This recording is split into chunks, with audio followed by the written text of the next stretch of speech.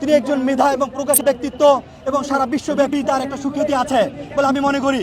এবং বর্তমান ছাত্র জনতার কাছে তার যথেষ্ট গ্রহণযোগ্যতা আছে। তরুণ সমাজের জাগরণের অগ্রদূত পিনাকি ভট্টাচার্য, তিনি সবসময় এই স্বৈরাচার, খুনি এবং ব্যভিচারকারী হাসিনার সরকারের বিরুদ্ধে, অর্থ পাচারকারী হাসিনার বিরুদ্ধে তিনি সোচ্চার ছিলেন। তিনি যখন আমাদের দেশে ইন্টারনেট অফ করে দেওয়া হয়েছিল, ফেসবুক অফ করে দেওয়া হয়েছিল, তখন আমরা পিনাকি ভট্টাচার্যের সঙ্গে বিভিন্নভাবে কমিউনিকেশন করার চেষ্টা করি।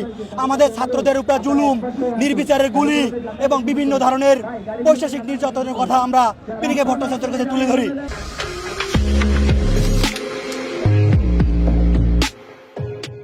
তিনি বিশ্ববাসীর কাছে এই ছাত্রদের অবস্থা তুলে ধরেছেন, যার ফলশ্রুতিতে আমরা আজকে একটা সোনার বাংলা পেয়েছি, স্বাধীনতা পেয়েছি।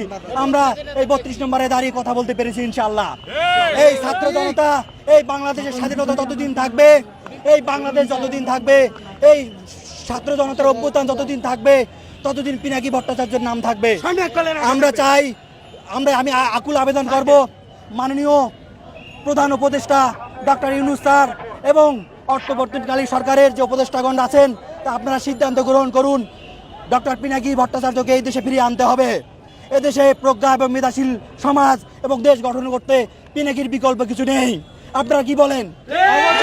আমরা পিনাকিকে এই দেশে চাই, আমরা সাধারণ ছাত্র জনতা।